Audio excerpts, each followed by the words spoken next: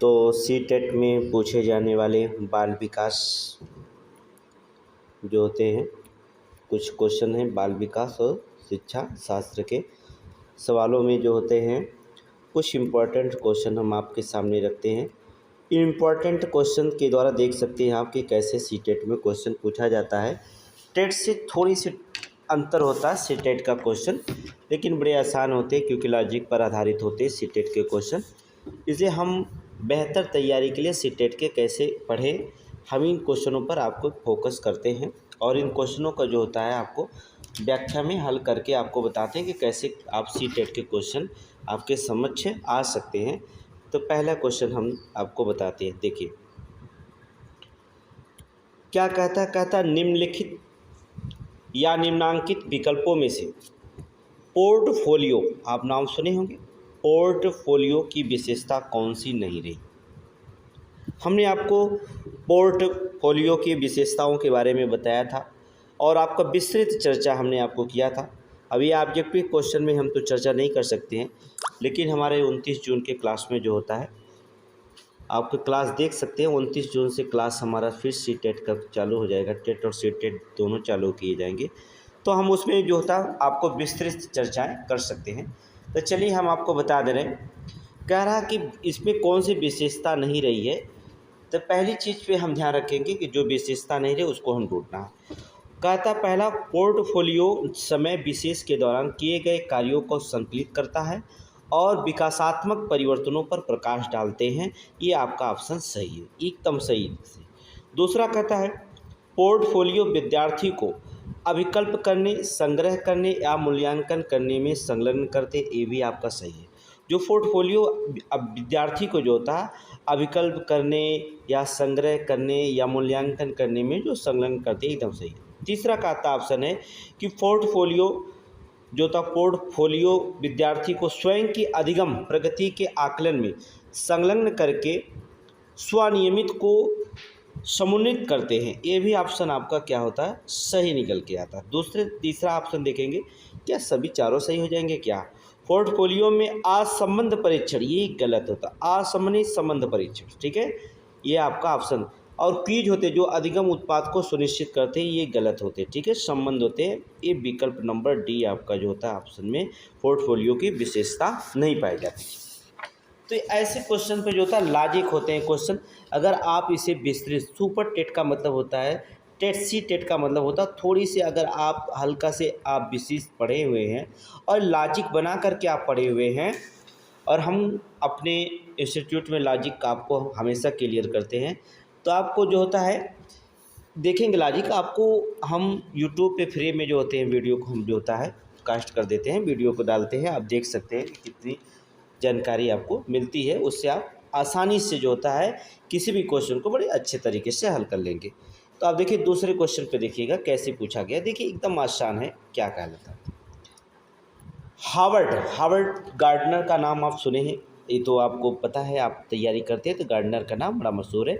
Howard gardener के बहुबुद्धि सिद्धांत के अनुसार यदि किसी व्यक्ति में दूसरे का अभिप्राय, भावनाएं और व्यवहार को समझने की योग्यता है तो उसमें निम्नलिखित में से कौन सी बुद्धि कही जाएगी। देखिए कहता यदि किसी व्यक्ति में दूसरे का अभिप्राय और भावनाएं और व्यवहार को जो होता है समझने की योग्यता है तो उसमें निम्नलिखित में से कौन सी बुद्धि कही जाएगी। पहला है व्यक्तिगत बुद्धि, दूसरा अनुभवजन, ये नहीं कहलाएगा। दूसरा अनुभवजन, ये भी नहीं कहलाएगा। सामाजिक बुद्धि, ये भी नहीं कहलाएगा। अंतः व्यक्ति, क्योंकि वो उसके अंदर जो होता है कौशल उसके अंदर है, जो सीखने की प्रवृत्ति होती है व्यक्ति के, वह उसके अंदर ही विकसित होती है, अर्थात उसे कहा जाता है कि अंतः वैयक्तिक क्रियाएं कहलाती हैं। उसके अंदर क्या होती है, अंतः वैयक्तिक कौशल होता है जो सीखने की क्रिया होती है। गार्डनर के अनुसार कहते हैं, किसके अनुसार है, गार्डनर के अनुसार कहा जाता है। अगले क्वेश्चन पे देखिए क्या कहा जाता है। कहता जब हरजोत को अपने प्रदत्त कार्य में सितारा नहीं मिलता है, हरजोत नाम सुने होंगे, हरजोत को अपने प्रदत्त कार्य में सितारा नहीं मिलता है तो बहुत परेशान हो जाती है और अपने काम के संदर्भ में दी गई किसी भी आलोचनात्मक टिप्पणी के प्रति वह रक्षात्मक रूप से अपनाती है। इस संबंध में निम्नलिखित में से कौन सा उपागम सबसे अधिक प्रभावकारी होगा? कि सबसे अधिक कहने का मतलब होता है हर जो होती है कोई कार्य उसको दिया गया है, लेकिन जो होता है वह बहुत परेशान हो जाती है। जैसा कार्य प्रदत्त में सितारा नहीं उत्पन्न होता है, रिजल्ट नहीं उत्पन्न हो पाता, तो बहुत परेशान हो जाती है और काम के संदर्भ में लोग आलोचना करने लगते हैं, तो अपनी रक्षा के लिए अब क्या रुख अपनाएगी, इसके बारे में बताया गया। तो पहले ही रुख जो होता है उसका क्या होगा? उसे रचनात्मक प्रतिपुष्टि देना और अपना काम दोहराने के लिए कहना। एकदम सही है, उसे रचनात्मक प्रतिपुष्टि देना चाहिए। सबसे अधिक प्रभावकारी होगा कि वो उसे रचनात्मक प्रतिपुष्टि देना होगा और अपने कार्य को दोहराने के लिए कहना चाहिए, जिससे वो क्या करेगी?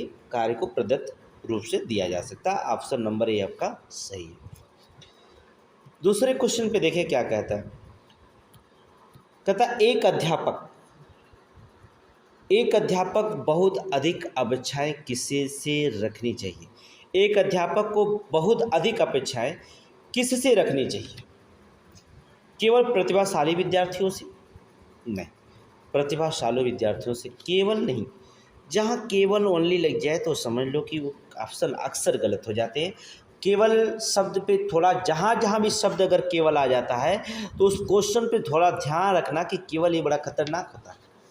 केवल, अनुमानता है, समानता है, ऐसे शब्द बड़े खतरनाक ऑप्शन में मिलते हैं। तो एक विद्यार्थी केवल प्रतिभाशाली विद्यार्थियों से ऐसा नहीं होता। एक अध्यापक बहुत अधिक अपेक्षाएं किससे रखनी चाहिए? प्रतिभाशाली से केवल नहीं रखना सकता है अध्यापक। दूसरा ऑप्शन आप देख सकते हैं, क्या कहता है? जेंडर।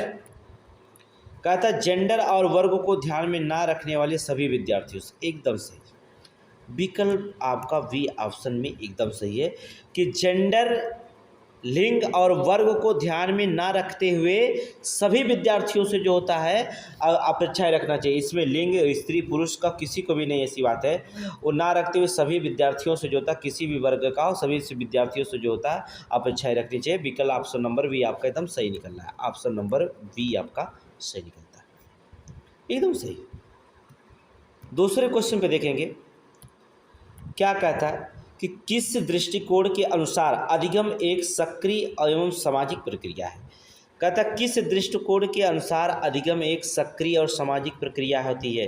पहला होता है सामाजिक संरचनावादी, दूसरा है व्यवहारवादी, तीसरा होता है सूचनात्मक प्रक्रियाकरण, तीसरा होता है संरचनावादी। तो आपको बता दें सामाजिक संरचनावादी सबसे अधिगम के जो होता है दृष्टिकोण से सामाजिक संरचनावादी। कौन सा? सामाजिक संरचनावादी, ठीक है। सामाजिक संरचनावादी दृष्टिकोण से अधिगम एक सक्रिय और सामाजिक प्रक्रिया होती है, वो सामाजिक संरचनावादी कहलाती है। ऑप्शन नंबर ए आपका सही है, विकल्प ए आपका सही निकलता है। दूसरे क्वेश्चन पे देखेंगे क्या कहता है। रमन कहता है मैं असफल हूँ क्योंकि मैं मूर्ख हूँ। इसका मतलब है कि मैं हमेशा ही असफल हूँगा। ये क्या दर्शाता है आपका? देखिए सीटेट का क्वेश्चन थोड़ी से अच्छे क्वेश्चन होते हैं, कोई यानी आप बड़े आसानी से कर सकते हैं। बड़े आप पढ़िए और दिमाग लगाइए थोड़ा से, तो आप आराम से हल कर ले जाएंगे। लेकिन इसमें क्या कहता है? अमन कहता है कि मैं असफल हूँ क्योंकि मैं मूर्ख हूँ, और इसका मतलब है कि मैं हमेशा ही असफल हूँगा। ये क्या दर्शाता है? अब सारी चिंतन, स्वतः यथार्थवाद नहीं, सीखी गई निस्सहायता अर्थात बेचारगी। क्या कहा जाता है इसे? क्या कहा जाता है? सीखी गई निस्सहायता है, सीखी गई निस्सहायता अर्थात बेचारगी कहलाती है, क्योंकि वो असमर्थ हमेशा असफल नहीं हो सकता। वो सीख सकता है, सीख करके जो होता है सफलता पा सकता। अधिगम सीखना, सीख करके जो होता है सफलता को आसानी से ले सकता है हमेशा। अर्थात उसकी मतलब होता है वो सीखी गई निस्सहायता है, अर्थात बेचारगी की वजह से जो होता है वो असफल जो होता हमेशा होने की बात करता है। दूसरे क्वेश्चन पे ध्यान से देखेंगे क्या कहलाता है। कहाँ चला गया? निम्नलिखित में से कौन सा प्रगतिशील कक्षा को परिभाषित करता है? निम्नलिखित में कौन सा प्रगतिशील कक्षा को परिभाषित करता है। परीक्षा के लिए सीखना, अनुभवात्मक अधिगम पर बल, गैर संदर्भित पाठ्याचार्य, शिक्षक केंद्रित शिक्षा शास्त्र। देखिए कहता क्या कि कौन सा प्रगतिशील कक्षा को प्रभावित करता है। प्रगतिशील यहाँ पर देखेंगे कक्षा को प्रभावित करता है, परीक्षाओं के लिए सीखना, ये तो प्रगतिशील कक्षा की बात नहीं करेगा। अनुभवात्मक अधिगम पर बल, ये एकदम सही है। अपने अनुभव के आधार पर जो होता अधिक सीखना जो होता है प्रगतिशील की ओर ले जाता है। अनुभव के आधार पर सीखना क्या कहलाता है, प्रगतिशील की तरफ ले जाता है। कह रहा अनुभवात्मक अधिगम बल पर बल जो देना चाहिए। विकल्प बी आपका ऑप्शन सही है प्रगतिशील शिक्षा के लिए। क्वेश्चन देखेंगे नेक्स्ट क्या कहता है।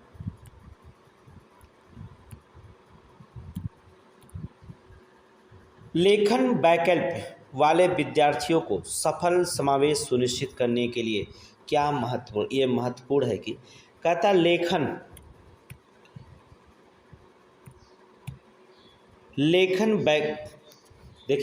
वैकल्य वाले विद्यार्थियों को सफल समावेश सुनिश्चित करने के लिए यह महत्वपूर्ण है कि कक्षा में ऑडियो रिकॉर्डर या लैपटॉप का उपयोग की अनुमति दें। अब देखेंगे सीखने की जो प्रक्रिया होगी, ठीक है, एकदम सही है। देखिए लेखन वैकल्प वाले विद्यार्थियों के लिए जो होता है सबसे बड़ी सुनिश्चित करने के लिए महत्वपूर्ण होता है कि हम कक्षा में ऑडियो रिकॉर्डर या लैपटॉप के उपयोग के लिए हमें अनुमति देनी चाहिए। लेखन वैकल्प विद्यार्थियों के लिए समझ गए, सफल समावेशी सुनिश्चित करने के लिए हमें क्या करना चाहिए, अर्थात कक्षा में ऑडियो रिकॉर्डर और लैपटॉप के उपयोग की क्या करनी चाहिए, अनुमति दे देना चाहिए। तभी वो क्या करेगा, अपने को मूल्यांकन कर सकता है। दूसरे क्वेश्चन पे ध्यान रखिए, कहता कि निम्नलिखित में से क्या सृजनात्मक वाले विद्यार्थी को विशेषता नहीं है। क्या सृजनात्मकता वाले विद्यार्थी की विशेषता नहीं है, उसकी समस्या को सुलझाने का कौशल उच्च कोटि का होता है। देखिए क्या कहता, सृजनात्मकता वाले विद्यार्थियों की विशेषता नहीं, किसकी वाली, सृजनात्मकता वाले विद्यार्थियों की विशेषता नहीं बताई गई है। पहला कहता है कि क्या नहीं बताई गई, उसकी समस्या को सुलझाने का कौशल उच्च कोटि का होता है। एकदम सही है, विशेषता है ये किसकी, सृजनात्मक वाले विद्यार्थी की विशेषता है। दूसरा, वह विभिन्न तरीकों की समस्याओं का समाधान कर सकते, ये भी सही है, कर सकता है। जो सृजनात्मक वाला विद्यार्थी होता है विभिन्न समस्याओं का वो समाधान करने का उसके पास क्षमता होती है। दूसरा, उनमें नए विषय के सीखने की जिज्ञासा कम होती, गलत। नए विषय सीखने की जिज्ञासा कम नहीं बल्कि क्या होती है, जो सृजनशील होते हैं उनकी नए विषय सीखने की कम नहीं जिज्ञासा बल्कि क्या होती है, अधिक होती है। विकल्प नंबर सी ये विशेषता नहीं है, वे अक्सर नए विचारों नवाचारों के साथ आते हैं। एकदम सही। जो सृजनात्मक वाले विद्यार्थी की विशेषता होती है उनमें अधिक होती है, जिज्ञासा सीखने की अधिक होती है, अक्सर उनके पास नए नए विचारों की होता समावेश होता है, वो कुछ नए चीज़ सीखने के लिए बात करते हैं। आप यहाँ पर सी में दे दिए कि जिज्ञासा कम होती है, गलत है। जिज्ञासा कम नहीं बल्कि क्या होती है, अधिक होती है, उनके पास जिज्ञासा अधिक होती है। अगले क्वेश्चन पे देखेंगे क्या कहता है।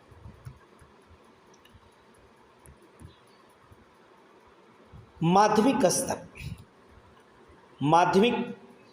स्तर एक कक्षा में शिक्षकों को क्या करना चाहिए। माध्यमिक स्तर की एक कक्षा में शिक्षकों को क्या करना चाहिए। अब आपको बताना होगा कि माध्यमिक स्तर पर शिक्षकों को क्या करना चाहिए। माध्यमिक स्तर जो होता माध्यमिक अधिगमकर्ताओं की आवश्यकताओं के अनुसार अनुकूल करने के लिए तैयार है। ये आपका ऑप्शन सही है, पहला ही ऑप्शन सही है। अधिगमकर्ताओं को माध्यमिक स्तर की जो होता है कक्षा में शिक्षकों को क्या करना चाहिए, अधिगमकर्ताओं की आवश्यकताओं के अनुसार अनुकूलन करने के लिए हमेशा क्या करना चाहिए, तैयार रहना चाहिए।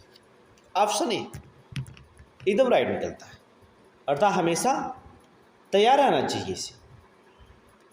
ठीक है, तो आपका ऑप्शन ए ही निकल गया क्वेश्चन होता। अब देखिए ये सी टेट का क्वेश्चन हो गया। कुछ क्वेश्चन हमने इसमें जो होते हैं टेट के शामिल किए हैं। देखिए कैसे सी टेट में, ये टेट में पूछे गए थे और सी टेट में भी पूछे गए। इन क्वेश्चनों को हमने इसलिए शामिल कर दिया क्योंकि टेट और सी टेट दोनों में कॉमन रख रहे थे। पहला है क्या, वर्तमान में शिक्षा मनोविज्ञान का अध्ययन का विषय है। चेतना का है? नहीं। मस्तिष्क का? नहीं। ह्यूमन बिहेवियर, एकदम सही, सी, ह्यूमन बिहेवियर। ह्यूमन बिहेवियर का जो विषय है इस समय रखा गया है। नेक्स्ट क्वेश्चन पे देखेंगे क्या कहते हैं। सुल्तान नामक चिंपैंजी पर परीक्षण करने वाला वैज्ञानिक कौन था? हमने आपको नाम लिखा है, तो एकदम सिंपल। कौन था? स्किनर? नहीं। वुडवर्थ? नहीं। वाटसन? नहीं। कौन था? कोहलर। कौन था? कोहलर। किसने किया था चिंपैंजी पर? कोहलर ने किया था, अर्थात कोहलर। विकल्प नंबर कौन? बी, कोहलर के द्वारा किया गया। सुल्तान नामक चिंपैंजी, कई बार क्वेश्चन पूछा गया टेट सुपर टेट में, बहुत मोस्ट इंपॉर्टेंट क्वेश्चन से इसमें रखे गए। अगले क्वेश्चन पे ध्यान रखेंगे क्या कहता है। एक शिक्षक होने के नाते, एक शिक्षक होने के नाते आप सीखने के किस नियम को नहीं अपनाएंगे? एक शिक्षक होने के नाते आप जो होता है सीखने के किस नियम को नहीं अपनाएंगे? कौन सा नियम आप नहीं अपनाएंगे जब आप एक शिक्षक के तौर पर हैं? आंशिक क्रिया का नियम, दूसरा होता है तत्परता का नियम, तीसरा आपका है अभ्यास का नियम, चौथा होता है प्रलोभन का नियम। ये ही नहीं अपनाएंगे। प्रलोभन का नियम, एक शिक्षक के नाते होने के नाते प्रलोभन का नियम तो कभी नहीं आना चाहिए। शिक्षक के अंदर प्रलोभन का नियम कभी नहीं आना चाहिए। अगर एक शिक्षक है इसे कभी नहीं अपनाया जाता। विकल्प नंबर डी, एक शिक्षक होने के नाते आप सीखने के किस नियम को नहीं अपनाते हैं? आप आंशिक क्रिया का नियम अपना सकते हैं, तत्परता का नियम अपनाएंगे, अभ्यास का नियम, लेकिन प्रलोभन का नियम नहीं अपना सकते। प्रलोभन का नियम नहीं अपनाया जाता। अगले क्वेश्चन पे देखेंगे क्या कहता है। समग्रता के सिद्धांत के प्रवर्तक कौन माने जाते हैं? और हमने आपको बताया था आपको कि गेस्टल्ट, हमने बताया था हैं, गेस्टाल्ट थ्योरी के नाम के जानते हैं आपको, हमने बता दिया था आपको। याद करिए कि समग्रता के सिद्धांत का प्रवर्तक कौन माना जाता है? RAM गैन, RAM गैने ना, वर्दिमर एवं अन्य, सही है, एकदम सही, वर्दिमर एवं अन्य, इन्होंने ही क्या कर दिया था? समग्रता के प्रवर्तक सिद्धांत अर्थात गेस्टाल्ट थ्योरी, गेस्टाल्ट थ्योरी को दिया था। ऑप्शन बी एकदम आपके कॉपी पे रखा गया, लिखाया गया है सारे क्वेश्चन को। एकदम क्वेश्चन मोस्ट इम्पोर्टेंट, आपके सारे क्वेश्चन इम्पोर्टेंट डेली दिए जाएंगे, कि इस क्वेश्चन पे ध्यान रखेंगे। अगले क्वेश्चन पे देखेंगे क्या कहता है। बालक अपने व्यवहार की सामाजिक स्वीकृति, सोशल एक्सेप्टेंस, सामाजिक स्वीकृति जिस अवस्था में चाहता है वह अवस्था कौन सी होती है? देखिए बालक जो होता है सामाजिक स्वीकृति जो होता है हमेशा किस में चाहता है? किशोरावस्था में चाहता है। किशोरावस्था, इस किशोरा अवस्था में सामाजिक स्वीकृति वो बालक चाहता है, क्योंकि किशोरा अवस्था जो सीखने की अवस्था सबसे प्रबल मानी जाती है। जो होता है किशोरा अवस्था जो होती है, सीखने की अवस्था जो होती है सबसे प्रबल मानी जाती है, इसलिए बालक जो होता है उस पर जो होता है सबसे स्वीकृति जो होता है समाज का लेना चाहता है। अगले क्वेश्चन,